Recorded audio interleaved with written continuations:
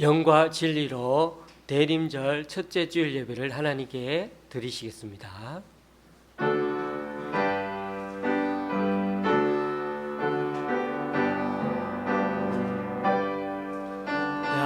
향하라 내 영혼아,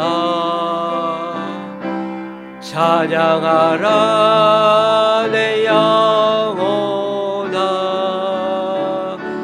내 속에 있는 것들아 다 찬양하라. 경배하라 경배하라 내 영혼아, 경배하라 내 영혼아, 내 속에 있는 것들아 다 경배하라. 감사하라 감사하라 내 영혼아, 감사하라 내 영혼아, 내 속에 있는 것들아 다 감사하라.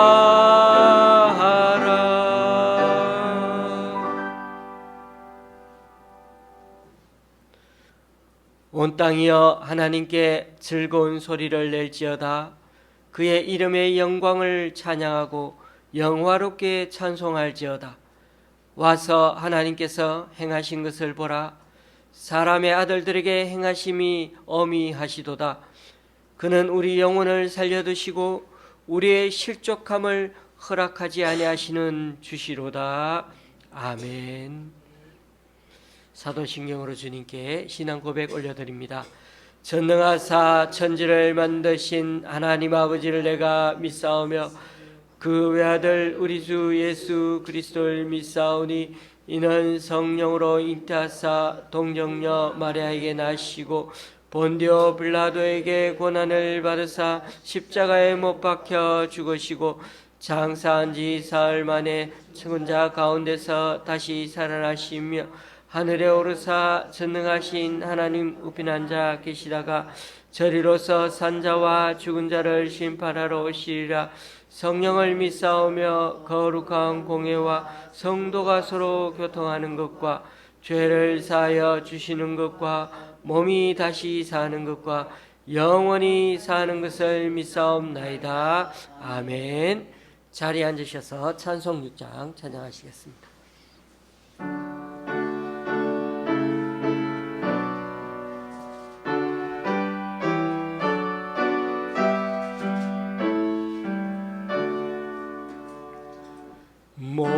목소리 높여서 주 찬양하여라. 영광과 권세와 존귀와 위엄을 온누리 다스리시는 만왕의 왕께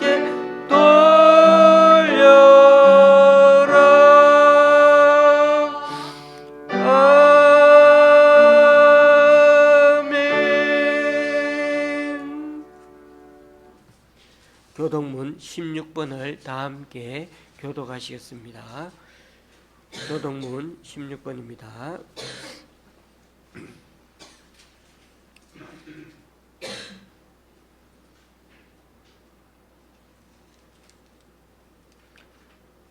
여호와여 내가 주께 부르짖으니 나의 반석이여 내게 귀를 막지 마소서. 주께서 내게 잠잠하시면 내가 무덤에 내려가는 자와 같을까 하나이다. 내가 주의 지승소를 향하여 나의 손을 들고 주께 부르짖을 때 나의 간구하는 소리를 들으소서. 악인과 악을 행하는 자들과 함께 나를 끌어내지 마옵소서. 그들은 그 이웃에게 화평을 말하나 그들의 마음에는 악독이 있나이다. 그들은 여호와께서 행하신 일과 손으로 지으신 것을 생각하지 아니하므로 여호와께서 그들을 파괴하고 건설하지 아니하시리로다. 여호와를 찬송하며 내 간구하는 소리를 들으심이로다. 여호와는 나의 힘과 나의 방패이시니 내 마음이 그를 의지하여 도움을 얻었도다. 여호와는 그들의 힘이시요 그의 기름 부음 받은 자의 구원의 요새이시로다. 아멘. 찬송가 182장입니다.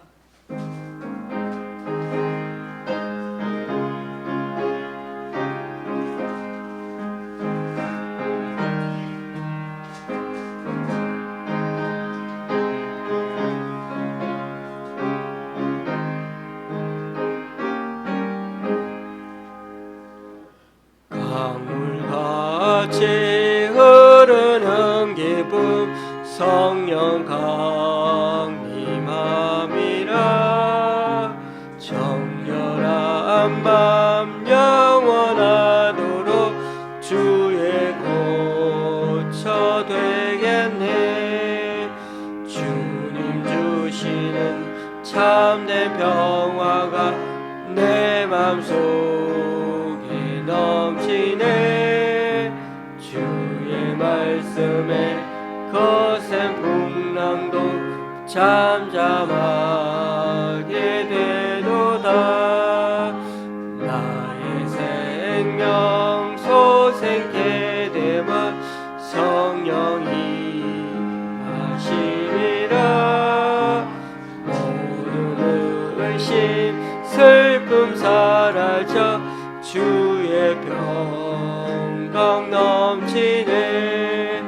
주님 주시는 참된 평화가 내 맘속에 넘치네.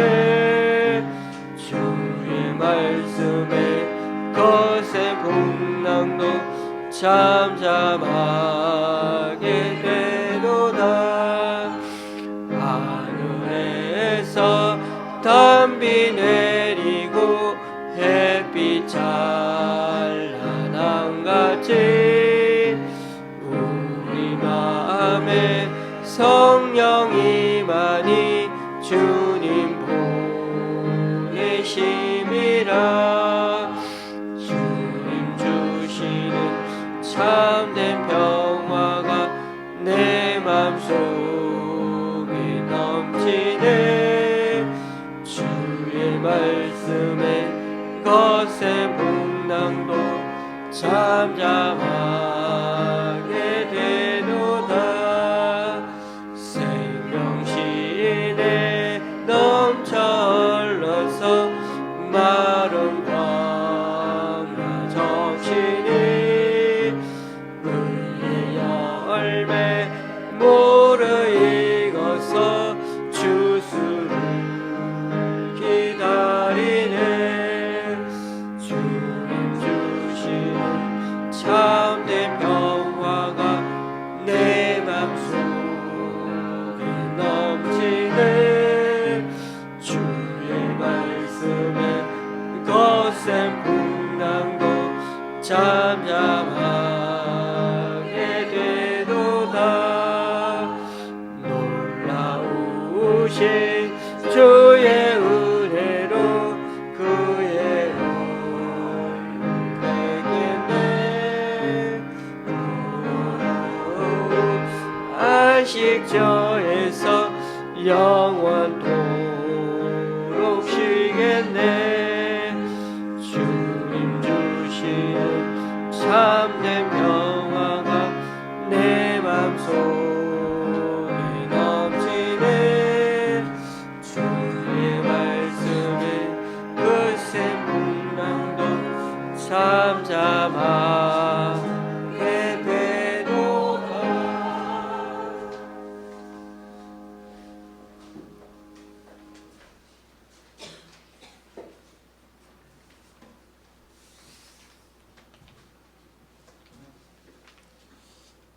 사랑하시는 주님, 은혜와 사랑을 감사합니다. 허물과 죄로 죽었던 우리를 구속하여 구원의 은총을 베풀어 주심을 감사합니다. 그동안 전염병의 창궐한 가운데서도 우리를 눈동자처럼 지켜주시고 때를 따라 돕는 은혜 가운데 건강을 유지하게 하신 아버지께 감사합니다. 그러나 전염병이 속히 종결되게 인도하여 주옵소서. 막히고 통제받았던 모든 일상이 회복되게 역사해 주옵소서. 우리는 비록 적은 소수의 무리가 모여 예배를 드리지만 몸과 마음과 정성을 다하여 드리는 예배를 통하여 우리가 간구하는 모든 기도의 소원이 다 응답되게 역사해 주시옵소서. 우리가 하나님의 자녀로 인침을 받았으나 자녀다운 삶을 살지 못한 우리의 허물을 용서하여 주시고 하나님의 말씀에 온전히 순종하는 믿음의 삶을 살게 인도하소서. 때를 따라 나의 필요를 공급해 주시는 하나님을 의지하고 나의 안정감이신 주님만 바라보고 믿음으로 나아가기를 소원합니다. 이 시간 하나님의 말씀을 듣습니다. 말씀을 증거하는 목사님께 성령의 은혜를 베풀어 주시어 말씀을 잘 증거하게 하시고 저희들은 그 말씀을 잘 받들어서 지키고 행함으로 주님을 기쁘시게 하는 삶을 살게 인도하옵소서. 또한 말씀을 주야로 묵상하고 쉬지 않고 기도하며 날마다 영적 근육을 키워감으로 하나님의 말씀에 온전히 순종하는 믿음의 삶을 살아서 하나님 앞에 설 때 잘했다 칭찬받는 우리 모두가 다 되게 인도하소서. 우리에게 맡겨주신 복음의 증인된 사명을 감당함으로 좋은 씨앗교회가 날마다 부흥되게 역사해 주시옵소서. 우리를 죄에서 구원해 주신 예수 그리스도 이름으로 기도합니다.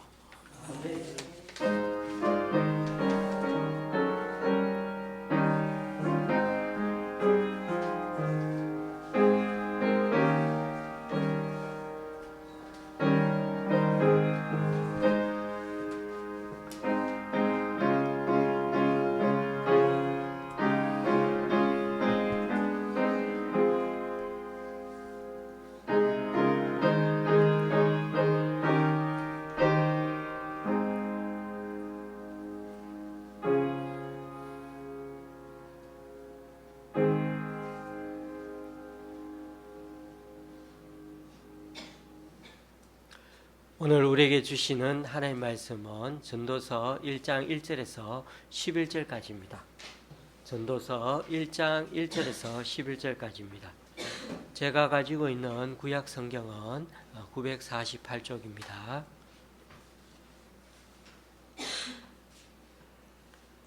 전도서 1장 1절에서 11절까지입니다.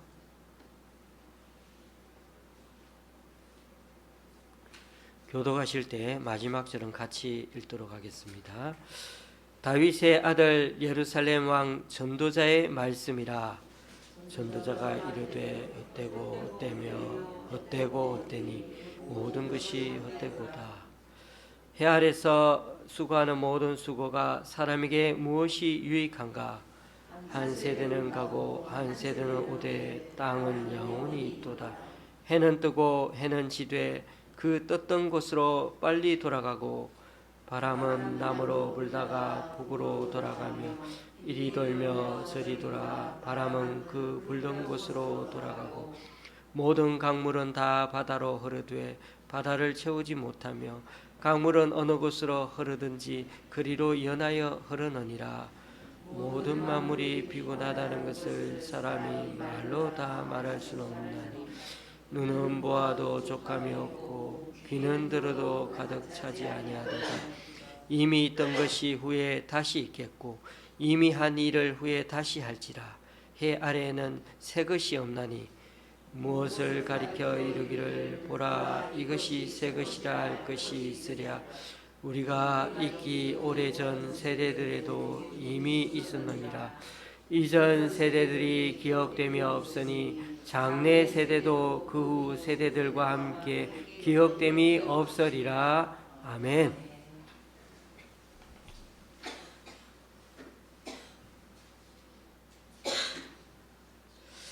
우리는 오늘부터 전도서 말씀을 묵상하려고 합니다. 마침 대림절 기간인데요. 전도서의 말씀을 통해서 하나님께서 우리에게 주시려는 교훈을 잘 되새겨 보기 원합니다. 보통 우리는 이 전도서의 저자인 전도자가 누구라고 생각합니까? 솔로몬 왕이죠. 근데 전도서에는 솔로몬이라는 말이 한 군데도 나오지 않습니다. 대신에 1절에 다윗의 아들 예루살렘 왕이라고 자신을 소개하고 있죠. 이스라엘이 남유다와 북이스라엘로 갈라지기 전에 예루살렘에서 왕이 된 다윗의 아들은 솔로몬밖에 없습니다. 참고로 솔로몬이 썼다고 보는 성경이 2권 더 있습니다. 전도서 앞에 잠언, 그리고 전도서 뒤에 아가서. 이렇게 2권의 책에는 다행히 솔로몬이라는 그런 말이 여러 번 나옵니다. 우리는 보통 이렇게 이해하고 있습니다. 솔로몬 왕이 젊은 시절에는 아가서를 기록하였고 장년기에는 잠언서를, 그리고 젊은 시절 많은 여인들과 결혼하고 또 우상 숭배를 하였던 죄를 회개하면서 노년기에 들어서는 이 전도서를 기록하였다는 것입니다. 그래서 유독 전도서는 솔로몬이라 직접 말을 안 하고 전도자라고 말하면서 또 예루살렘 왕이라고 표현하고 있습니다. 그러니까 전도서는 어떻게 보면 하나님으로부터 특별한 은총을 자신이 받았음에도 나중에 많은 이방 여인들과 결혼하고 또 우상 숭배를 했던 그 지난 삶에 대한 참회록과 같은 것이 바로 이 전도서라는 것이죠. 여기 자신의 이름을 쓰는 것은 어떻게 보면 온당하지 않다고 그렇게 여겼던 것으로 보입니다. 신실한 그리스도인의 가정에 태어나서는 아주 총명한 그런 자녀가 하나님 없이도 이제 이 세상에서 내가 인생에 아주 유명해질 수 있고 업적도 세울 수 있어, 그렇게 하면서 하나님의 인도하심을 받지 않아도 된다고 보란듯이 성공할 수 있다고 보여주기 위해서 발버둥을 그렇게 쳐봤는데 결국 자신의 능력으로는 아무것도 할 수 없음을 깨닫고는 하나님 앞으로 돌아와 쓰는 그런 반성문과 같다고 할 수가 있습니다. 그래서 그런지 전도서는 처음부터 인생의 허무함을 노래하고 있습니다. 전지전능하시고 자비하신 하나님을 만인에게 알리기는커녕 오히려 이렇게 허무함에 대해서만 여러 각도로 미주알, 고주알 얘기하는 것이 과연 어떤 의미가 있을까 하는 생각이 들기도 합니다. 하지만 이 전도서에는 역설의 진리가 담겨 있습니다. 인생의 깊은 회의를 하고 의심하는 끝에 그래도 마지막에 쓰는 하나님을 꼭 붙들고야만은 그런 전도자에 대해서 자신의 심정과 자신의 그런 소감들을 잘 묘사해주고 그것을 하나님의 지혜라고 소개하고 있습니다. 그래서 전도서는 구약에서 지혜서라고 분류해 놓은 책들 중에 한 권이기도 합니다. 성경에서 지혜서 그러면 욥기, 잠언, 전도서 이렇게 3권이 속해 있습니다. 왜냐하면 이 세 성경을 읽다 보면 지혜 또는 명철이라는 말이 참 많이 나오거든요.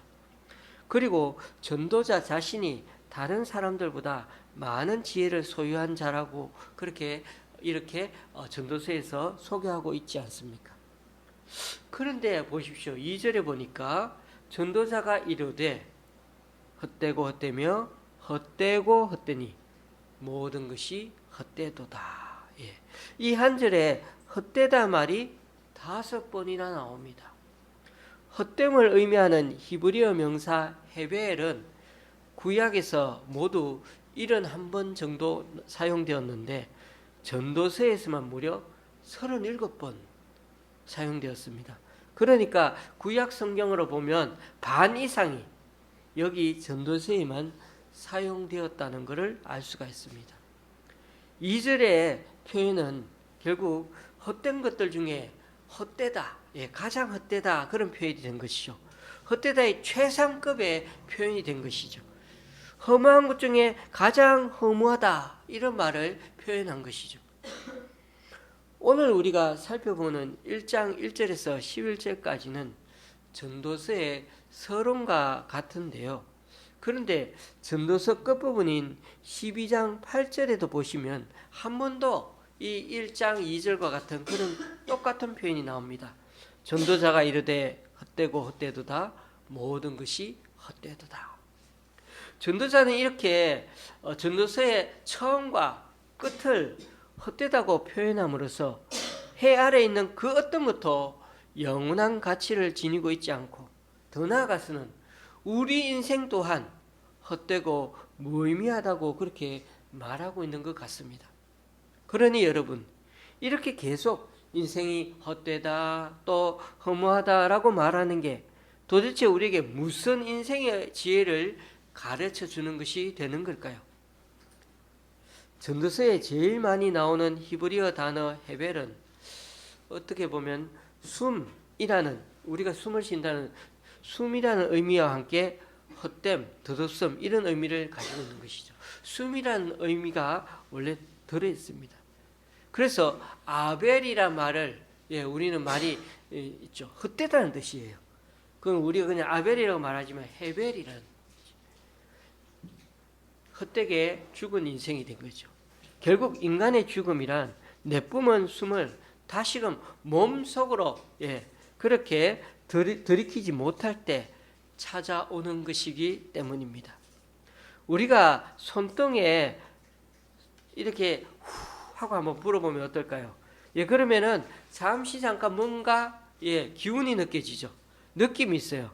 그런데 그 느낌은 이내 사라지고 맙니다. 그래서 호흡으로 숨으로 한번 내쉬면은 잠깐은 있지만은 이내 사라지고 말기 때문에 그 헛됨은 아주 짧음, 의미 없음을 그렇게 가리키는 뜻입니다. 여러분, 인간의 숨은 그렇죠. 언제나 한숨입니다. 한번 내쉬고 때로는 살기가 힘드니까 한숨을 쉬는 겁니다. 2절 말씀의 의미를 살려보면 4번의 한숨을 쉬고 마지막은 숨을 모아서 다시 크게 한숨을 쉬는 것 같습니다. 그래서 헛되다는 말이 5번이 나오니까요. 그러나 여러분, 하나님의 숨은 뭘까요? 곧 생명입니다. 하나님께서 인간을 지으시고 숨을 그 코에 생기를 불어넣으니까 어떻게 됐죠? 곧 생명체가 되었습니다. 이것이 하나님의 숨과 인간의 숨의 아주 커다란 차이입니다. 우리가 전도서를 살펴보면서 이 부분에 좀 초점을 가져야 할 필요가 있습니다. 잠시 헤벨이라는 말이 너무나 많이 사용된 것을 보더라도 전도서에는 우리의 인생과 이 땅에서 일어나는 모든 일에 대해서 무의미하다라고 하는 그런 회의론적인 색채가 이렇게 전도서에는 전체적으로 짙게 드리워져 있습니다. 그러나 전도자는 그러한 무의미 속에서 진정한 의미가 무엇인지를 다시금 깊이 되돌아본다는 점에서 진정한 지혜를 여기서 전도서에서 찾아가고 있습니다. 그래서 우리 전도서는 그냥 읽어서 되는 게 아닙니다. 생각해 보면서 생각하면서 읽어야 되는 책이 바로 전도서입니다. 어느 정도 인생을 오래 산 전도자는 오랜 기간에 걸친 그 자신의 경험과 관찰과 연구와 사색에서 얻은 그 결과를 토대로서 인생의 의미가 무엇인지 마치 우리에게 질문을 던지고 대화를 나누듯이 우리에게 말해주고 있는 것입니다. 그렇습니다. 전도자는 이런 질문을 먼저 던지면서 자신이 느낀 인생의 지혜를 서술해 보려고 합니다. 3절에 질문을 던집니다. 해 아래에서 수고하는 모든 수고가 사람에게 무엇이 유익한가? 의문형으로 되어 있죠. 사람에게 유익한 게 아무 없다는 말과 마찬가지입니다. 그런 넋두리 같은 말을 되뇌면서 그렇게 의문형으로 던집니다. 여기서 해 아래서라는 말은 하나님은 하늘에 계시는 반면에 인간은 그 태양 아래서 살아간다는 그런 사고방식이 담긴 말이 해 아래서입니다. 그러니까 해 아래서는 사람 사는 이 세상을 의미합니다. 그러니까 해 아래에서, 즉 하나님 없이 하는 그 수고와 그런 애씀은 사람에게는 정말로 아무런 의미가 없다는 뜻입니다. 3절부터 계속되는 그 전도자의 넋두리는 이러합니다. 사람이 세상에서 아무리 수고한들 무슨 보람이 있지? 한 세대가 가고 또 한 세대가 오지만 세상은 언제나 그대로잖아. 해는 여전히 뜨고 지기를 반복하고 바람도 이리저리 불다가 잦아들고 모든 강물이 바다를 향해 흘러가지만 그렇다고 바다는 결코 넘치지 않는데, 그러니까 이런 자연적인 현상은 무한한 반복이라는 거죠. 그런 세상을 계속 바라보면서 전도자는 또다시 탄식합니다. 8절 9절 만물이 다 지쳐 있음을 사람이 말로 다 나타낼 수 없도다. 눈은 보아도 만족하지 않으며 귀는 아무리 들어도 차지 않는다.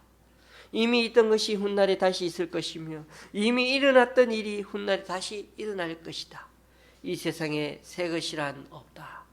제가 지금까지 읽은 번역들은 다 새 번역입니다. 따지고 보면 인생은 반복이라는 것입니다. 아침부터 저녁에 잠자리에 들 때까지 우리가 하는 일은 먹고 일하고 공부하고 놀고 잠을 자는 겁니다. 들어는 공적인 일을 위해 헌신하기도 합니다. 사람마다 마음을 더 집중해서 일하는 것들이 있기는 하지만 그렇다고 이 중 어느 하나 포기할 수는 없지 않을까요? 아무리 우리가 반복되고 아무리 노는 일에 마음을 빼앗긴 사람이라도 먹을 때는 어떻게 해야 되죠? 꼭 먹어야 하고 잘 때는 꼭 자야 합니다. 이거는 반복되더라도 꼭 해야 되는 일들입니다. 그런 면에서 삶이란 어쩌면 자전거 페달을 열심히 밟는 일과 같은 것일 수 있습니다. 자전거는 우리가 이렇게 타는 건 곡선 운동을 하잖아요. 그런데 가는 건 어떻게? 직선 운동으로 바꾸어줘서 달려가게 만들지 않습니까? 페달을 둥글게 밟으면 계속 앞으로 나아가는 건 직선으로 나갑니다. 그래서 날마다 나는 반복해서 밟고 있고 반복하는 일이 가끔 너무 반복하다 보니 우리를 곤태에 빠뜨리기도 하지만 그 반복하는 일을 결코 소홀히 해서는 좋은 삶을 또 살아갈 수는 없는 것입니다. 지금은 남녀 사이의 일의 구분이 별로 없지만은 과거 우리 좀 20, 30년 더 나아가면 더 전에는 과거 전통사에서 여성들의 일은 아주 반복적이었죠. 그런데 여성들이 했던 그 무한 반복되는 일들을 우리 조상들은 놀랍게 뭐라고 얘기했습니까?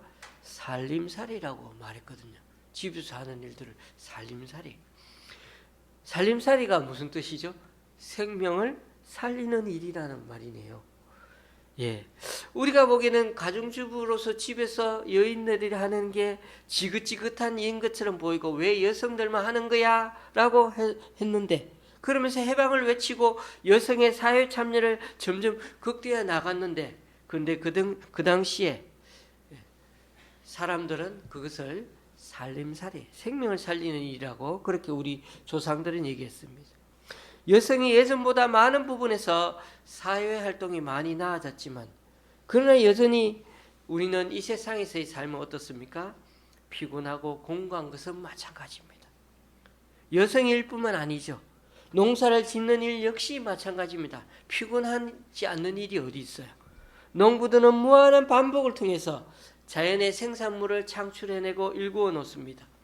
그런 점에서 새로운 삶을 꿈꾸더라도 전혀 새로울 것이 없는 우리들의 일상의 일에 우리는 어떻게 하고 있습니까? 맞아요. 여전히 일상에 충실하며 살아가야 합니다. 늘 반복되는 인생이 무슨 의미가 있을까라고 막 우리가 질문을 던지고 새로운 게 전혀 없는 이 세상 삶은 피곤하기 짝이 없다고 이런 말들을 하는 사람들에게 오늘 이 전도자 솔로몬이 말해주고 싶은 것이 있습니다. 시편 150편 중에 솔로몬의 시가 딱 2편이 있는데 그 중에 하나가 127편에 나옵니다. 그 중에 1절, 2절을 제가 읽어드립니다. 왜? 우리가 많이 들어봤던 말씀인데요. 여호와께서 집을 세우지 아니하시면 세우는 자의 수고가 헛되며 여호와께서 성을 지키지 아니하시면 파수꾼의 깨어 있음이 헛되도다. 너희가 일찍 일어나고 늦게 누우며 수고의 떡을 먹음이 헛되도다. 그러므로 여호와께서 그의 사랑하시는 자에게는 잠을 주시는도다. 예, 여기도 보니 헛되다 얘기하는데 끝부분이 조금 다르죠. 파수꾼이 성을 어떻게 최선을 다해 지켜야 되지 않습니까? 최선을 다해 지키는 거예요. 자신이 잘 지키느냐 지키지 않느냐에 따라서 어떻게 그 성 안에 있는 사람들의 생명이 달려있는 것이기 때문이죠. 그처럼 우리 모두는 자기가 맡은 말 참 열심히 삽니다. 아침 이른 시각부터 늦은 시각까지 일을 해야 하는 사람들 참 많이 있죠. 그러나 그렇게 잠을 자지 못할 정도로 인생을 열심히 산다 할지라도 하나님께서 지켜주지 않는 인생은 헛되다고 하십니다. 여기 핵심이죠. 그냥 모든 인생이 반복되어서 헛된 게 아니고 하나님께서 지켜주지 않는 인생은 헛되다는 것입니다.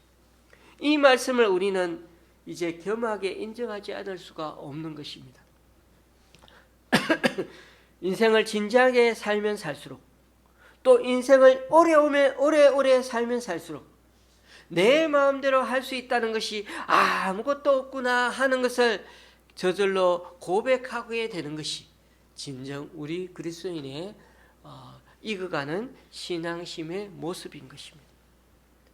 솔로몬이 그래서 어떻게 보면 이 전도서를 쓴 이유가 이 전도서를 읽으면서 인생의 허물을 느끼고 현실에서 더 크게 절망만 하라고 쓴 건 절대 아닐 겁니다.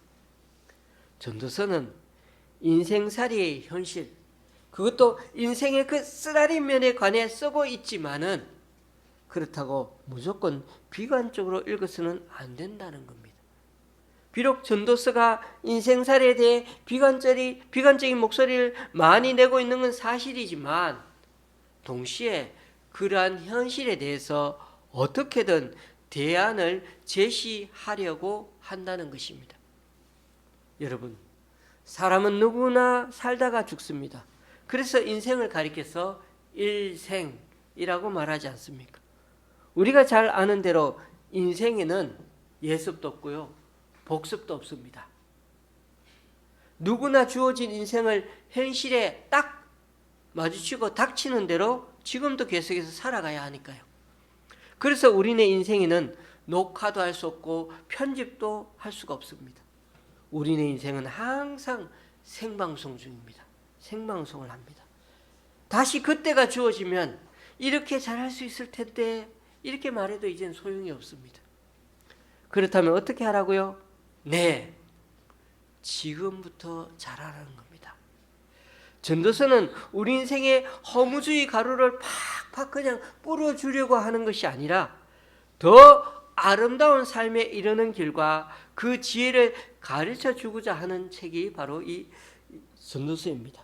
그래서 앞으로 남은 시간들을 소중히 생각하고 얼마 남든지 간에 소중히 생각하며 살라는 것입니다. 그런데 정말 이 전도서 말씀이 우리에게 필요한 이유가 있습니다. 우리는 지금 참 많이 힘들게 살아가고 있지 않습니까? 부동산 경기도 안 좋은데 물가와 금리가 하늘 높은 줄 모르고 치솟고 있습니다. 그렇지만 우리는 많은 면에서 풍족한 세상을 살아가고 있는 건 사실입니다. 마켓이나 또 편의점에 가보면 아주 세세한 것까지 다 있습니다. 안 되면은 또 인터넷 쇼핑에서 웬만한 거 다 구입하면 됩니다. 그런데도 우리는 늘 결핍감에 사로잡혀 살아가고 있습니다. 우리나라가 OECD 국가 중에서 우울증 순위가 몇일 것 같습니까? 제일 높더군요. 코로나 이전이나 이후나 한국인들은 주요 선진국 국민들에 비해 일상생활에서 우울감을 더 자주 느낀다고 합니다. 그런데 반면에 자신감은 훨씬 더 약하답니다. 소득 수준이나 육체적 건강은 오히려 OECD 국가 내 상위권에 속하는 편입니다. 문제는 주관적인 행복 지수에서 점수를 크게 까먹는다는 데 있습니다. 최근 한국인의 행복 지수 순위는 세계에서 59위라고 합니다. 그만큼 우리 주변의 사람들은 여전히 우울한 사람들이 많고, 인간관계의 어려움과 경제적인 궁핍과 또 인생이 무의미하다는 생각을 하면서 사는 이런저런 장애물들이 우리를 많이 힘들게 하고 있다는 것입니다. 인생의 실패가 반복되면 맥이 쫙 빠지고 드러는 허무의식에 사로잡히는 게 사실입니다. 처음에는 지금 자신이 하고 있는 이 무의미한 것 같이 막 속상해하다가 나중에는 자신의 존재 자체를 또 짐스럽게 여기기도 합니다. 그래서 우리나라 자살률이 얼마나 높습니까? 그런 상황에 덫처럼 우리가 딱 걸려들게 되면 누구나 오늘 전도자의 고백처럼 헛되게 헛되며 헛되고 헛되니 모든 것이 헛되도다 라고 그렇게 탄식할 수밖에 없게 될 것입니다. 일도 그렇고요, 공부하는 것도 그렇고요, 손에 잡히지 않습니다. 노는 것도 그렇고 심지어 가족들 돌보는 것도 다 부질없고 헛된 것처럼 느껴지는 것입니다. 얼마 전만 해도 이 세상이 역동적으로 변하는 것처럼 보였는데, 그렇게 의욕도 있었는데 지금은 하나도 변하지 않는 것 같이 느껴집니다. 이처럼 권태가 우리 영혼을 잠식하기 시작하면 정말 사는 게 재미가 없고 낙이 없어집니다. 우리도 모르게 이제는 전도자의 말에 공감하게 되는 것입니다. 그런데 교우님들, 정말 곰곰이 생각해 보면 우리가 만족을 모르고 결핍을 느낀다면 그것은 우리가 잘 살고 있는지 한번 돌아보라고, 돌아볼 기회가 우리에게 주어지는 것과 마찬가지라는 것입니다. 우리는 세상의 잣대를 가지고 늘상 우리 삶을 평가하는 경향이 많습니다. 그래서인지 이미 많은 것을 지금 소유하고 있는데도 불구하고 항상 결핍감에 부족하다고 불만을 가지고 그렇게 살아가고 시달립니다. 자, 다시 우리는 이 3절 말씀에 나오는 질문을 한 번 더 생각해 봅니다. 해 아래에서 수고하는 모든 수고가 사람에게 무엇이 유익한가? 이 질문에 주목해야 할 것은 바로 해 아래에서입니다. 물론 헛되다란 말이 37번 나오는 것 중요합니다만은 해 아래에서 일어나고 있는 일이 바로 이 전도자의 중요 관심사이기 때문입니다. 해 아래는 말 그대로 해의 통제를 받는 세상을 가리킵니다. 해를 지으신 그 하나님을 따라가는 삶이 아니고요, 하나님이 지으신 해를, 그러니까 그 해를 따라가는 삶을 가리키는 겁니다. 눈에 보이는 것에만 붙들려 살다가 보면 아무리 애를 써보아도 삶은 결국 허망할 뿐이라고 말하는 것입니다. 전도서의 질문이 제기하는 문제가 바로 여기에 있습니다. 사람들이 눈에 보이는 삶의 그 현상에만 매달려 있다는 것입니다. 해 아래 세상이라는 그 현상에 매달려 사는 것으로는 세상에서 아무리 수고하고 노력해도 결국 헛된 것으로 그치고 만다는 것입니다. 교우님들, 현상과 본질을 구분할 수 있어야 한다는 말입니다. 해 아래와 해 위를 구분할 수 있어야 한다는 것입니다.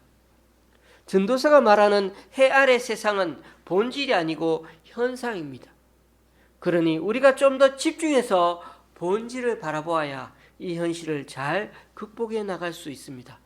그래서 전도자는 스스로 질문하고 또 스스로 대답합니다.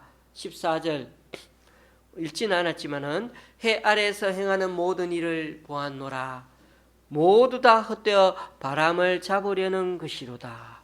여러분, 포인트는 헛되다라는 데 있지 않고요, 전도서의 가르침을 이해하는 핵심 포인트는 어디라? 해 아래서입니다. 이 말이 전도서에서 가장 주목해야 할 단어라는 거죠. 우리는 하늘 아래에서 벌어지는 일만 늘 바라보고 있지, 지금 저 하늘 위에서도 어떤 일이 벌어지고 있는지를 별로 생각하고 살지는 않는 것입니다. 해 아래 땅만 살폈지 해 위에 계시는 그 하나님을 바라보려고 하지 않는다는 것입니다. 여러분, 거기에 인생에 늘상 찾아보면 문제가 있는 것입니다. 그렇습니다. 교우님들, 우리의 수고는 새로울 것이 없고 기억될 것도 없습니다. 그러나 예수님이 하신 일은 예전이나 지금이나 새롭고 앞으로도 영원히 기억될 일들입니다. 오늘은 대림절을 맞는 첫째 주일입니다. 과거 아기 예수님이 이 땅에 임하신 것을 기리고 한편으로는 앞으로 우리에게 다시 재림하게 되실 예수님을 간절히 대망하는 날이 바로 대림절입니다. 그래서 대림절은 예수님 오신 날 한 달 전부터 기념하고 기리는 이유가 여기에 있는 것입니다. 너무 기쁜 날이니까요. 여러분, 말장난 같지만은 해 아래서의 삶, 즉 영어로 sun, 태양, 해 아래에서의 삶은 일시적이고 허망합니다. 그러나 하나님의 아들을 통한 삶, 영어로 son, 아들을 통한 삶은 영원할 뿐만 아니라 세상에 살아야 하는 의미, 재미로 가득 차 있지 않습니까? 그렇습니다. 아마도 전도자가 그랬던 것처럼 계절이 바뀌고 잎이 말라 땅에 떨어지면 우리의 수고와 애씀도 역시 곧 언젠가 사라지게 될 것입니다. 그러나 그리스도를 통한 우리의 수고는요, 실제적이고 하나님 나라에 영원할 것입니다. 해 아래에 사는 인생은 마치 마셔도 계속 갈증을 느껴서 또다시 물 기르러 온 사마리아 여인처럼 참 만족을 모르기 때문에 이 세상에 전혀 새 것이 없다 느낍니다. 지금 우리네 인생이 정말 새롭게 보이는 비밀, 인생을 보람차게 살아가는 비밀이 바로 여기에 있는 것입니다. 해 아래서만 살아가지 마십시오. 우리는 해 위의 하나님도 바라보며 살아야 한다는 것입니다. 하나님은 해 아래 사는 인생을 긍휼히 여기사 이 땅에 예수 그리스도를 보내주셔서 우리를 이제는 새 인생처럼 살아가게 하시지 않습니까? 그런즉 누구든지 그리스도 안에 있으면 새로운 피조물이라, 이전 것은 지나갔으니 보라 새 것이 되었도다. 교우님들, 우리 안에 예수님과 동행하는 거와 그렇지 않은 인생은 정말 전량지차입니다. 하루하루를 우리 주님과 함께 인생 걷는 법을 맛본 사람들은 이전과 이후의 삶의 태도가 확연히 다릅니다. 왜냐하면 그때 우리 인생은 비로소 새로운 의미로 채워지기 때문입니다. 해 위를 바라보며 달려가는 우리들의 수고와 애씀이 이제는 예수 그리스도로 말미암아 우리 주님의 능력을 덧입어서 절대 그 수고와 노력이 헛되지 않기 때문입니다. 그래서 이스라엘에서는 지금도 초막절이 되면 이 전도서를 펴놓고 낭독하는데, 그 이유가 조상들의 그 광야 생활을 기억하되 지금의 이 편안함을 감사하며 살라는 겁니다. 그리고 지금 이 세상의 편안함과 안락함도 잠깐일 뿐 결국은 인생이 헛되다는 것을 결코 잊지 말라고, 그래서 전도서를 읽는다고 하는 것입니다. 그러나 우리는 더 나아가 이 전도서를 통해서 이 땅에 오신 예수 그리스도와 동행하는 인생을 살아가는 걸 우리 인생의 최대 의미 있는 일이라고 믿고 남은 인생 더 단단하게 더 의미 있게 사용하며 살아가는 저와 여러분이 될 수 있기를 바랍니다.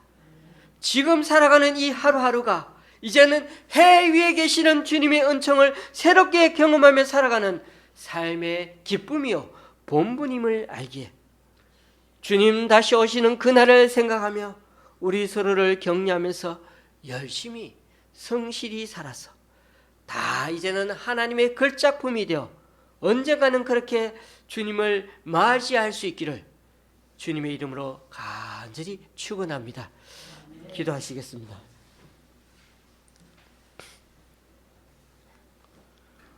헛되고 헛되며 헛되고 헛되니 모든 것이 헛되도다. 주님, 이 세상에서 누려볼 것 다 누려본 사람이, 누구보다 경제적으로 부를 다 누려본 사람이 해 아래서 누리는 것들이 다 만족함이 없다고 고백하고 있습니다. 우리에게 20억 원만 있어도 정말 세상 행복하게 살 것 같은데, 아니 100억 원이 내 손에 있어도 절대 행복하지 않다고 하니까 새삼 우리의 삶을 이 전도서를 통해 다시금 생각해 보게 됩니다. 오늘 솔로몬은 자신의 인생을 많이 살고서 늙음하게 자신의 탈성과 타락한 과거의 인생을 되돌아보면서 이렇게 반성문 쓰듯이 주님 앞에 참회록을 남깁니다. 해 아래서 수고하는 모든 수고가 사람에게 무엇이 유익한가? 세상에 낙이 없을 뿐 아니라 아무 의미가 없는 삶이라고 얘기합니다. 날마다 반복되는 일상을 보면 우리의 삶이 건태롭게 느껴질 수가 있지만, 그럼에도 전도자 솔로몬은 전혀 새로울 것이 없는 이 세상만 말하고 있지는 않습니다. 이 세상의 진정한 행복은 해 아래와 해 위를 분별하면서부터 출발하는 것임을 깨닫고, 이제는 눈앞에 보이는 현상에만 매이지 말고 우리에게 진정한 행복을 가져다주는 인생의 본질 되시는 주님과 동행하는 삶에 더 애착을 갖고 살아가는 우리 모두가 되게 하여 주옵소서. 그래서 전도자가 그랬던 것처럼 계절이 바뀌고 잎이 말라 땅에 떨어지면 우리의 수고와 애씀 또한 곧 언젠가 사라지게 될 테지만, 그러나 그리스도를 통한 우리의 수고와 인생의 땅과 씨를 뿌리는 것은 진정 실제적이고 하나님 나라에 영원히 남게 될 것임을 믿습니다.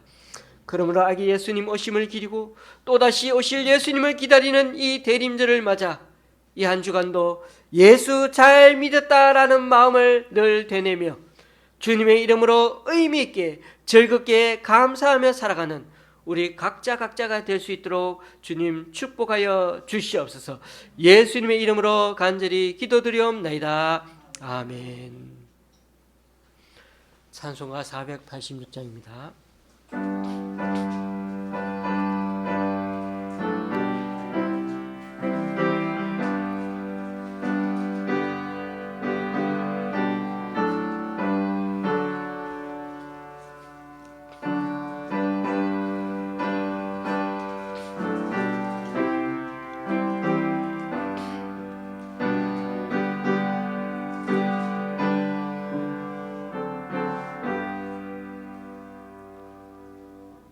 이 세상에 근심돼 일이 많고 참 평안을 몰랐구나. 내 주 예수 나로라 부르시니 고 평안이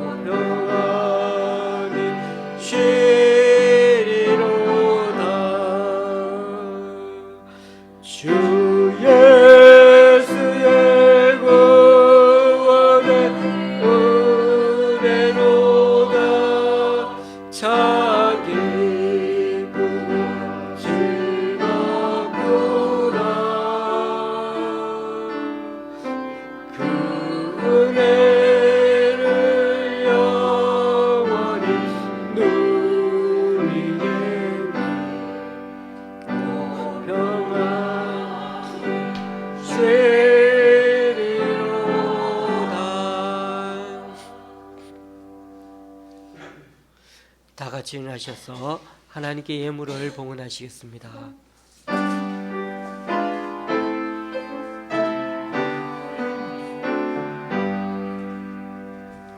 나의 보화 드리니 주여 받아주셔서 아들나라 위하여 주 뜻대로 쓰소서. 아멘.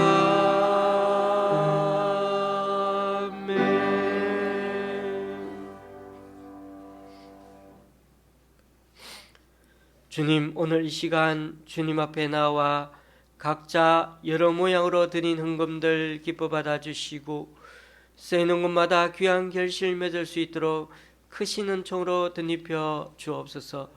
우리 교회 성도님들 주일 헌금을 주님께 드렸습니다. 또한 강원도 장로님 가정에서 강릉의 권사님이, 청도의 성도님이, 광주의 집사님 가정에서, 목동의 집사님 가정에서, 목동의 권사님이, 응암동 집사님 가정에서, 그리고 대구의 교회에서 귀한 헌금을 주님께 올려드립니다. 이분들의 헌신과 승김 귀하게 받아주셔서 이분들을 통하여 하나님 나라가 더욱 확장되게 하여 주시옵소서. 오늘 말씀처럼 사는 게 때로 재미가 없고 뭘 위해 살아야 하나 막막할 때도 많습니다. 때로 형제들 간의 갈등도 있고 자기 이익을 확보하기 위해 다른 이들을 수단으로 삼는 일 또한 때로 이 세상에는 많습니다. 별것도 아닌 기득권을 지키기 위해 다른 이들을 공경속으로 몰아넣고 심지어는 죽음에 이르게 하는 일도 이 세상에는 다반사입니다. 어쩌면 아무것도 새로울 게 없는 권태로운 세계인 것 같은데 해 아래에서의 삶은 일시적이고 허망하지만 그러나 하나님의 아들을 통한 삶은 영원하고 참된 인생의 의미로 가득 차 있음을 우리는 또한 믿습니다.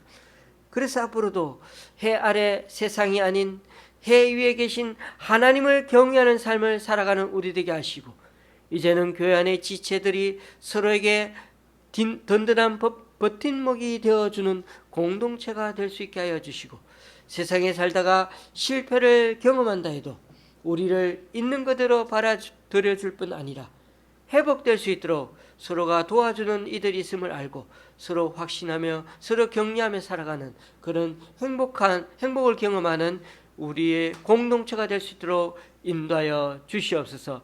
예수님의 이름으로 봉헌 기도 드립니다. 아멘. 앞뒤 좌우로 인사 나누시겠습니다.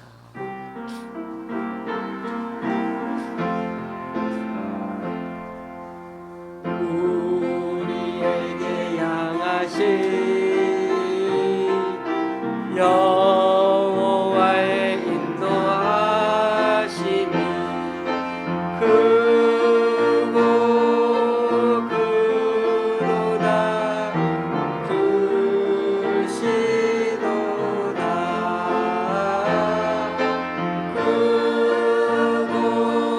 크고 크도다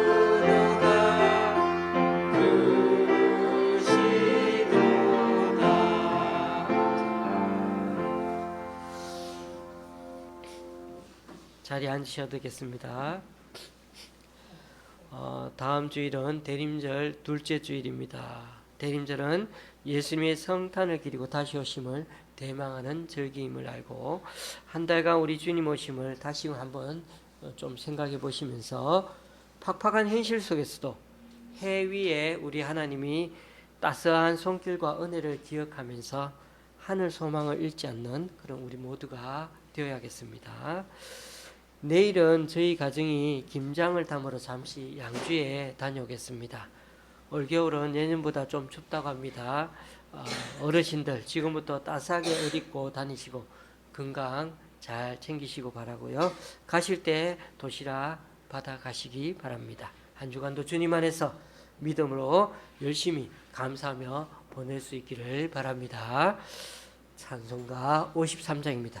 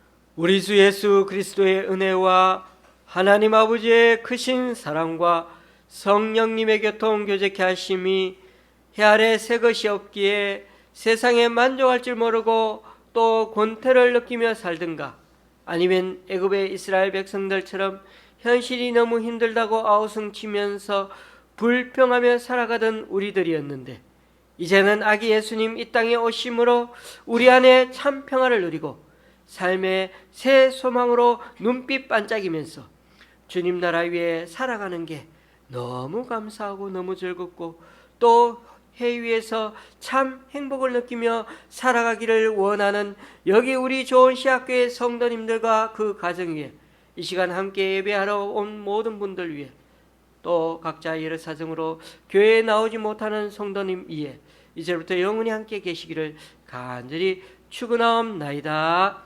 아멘.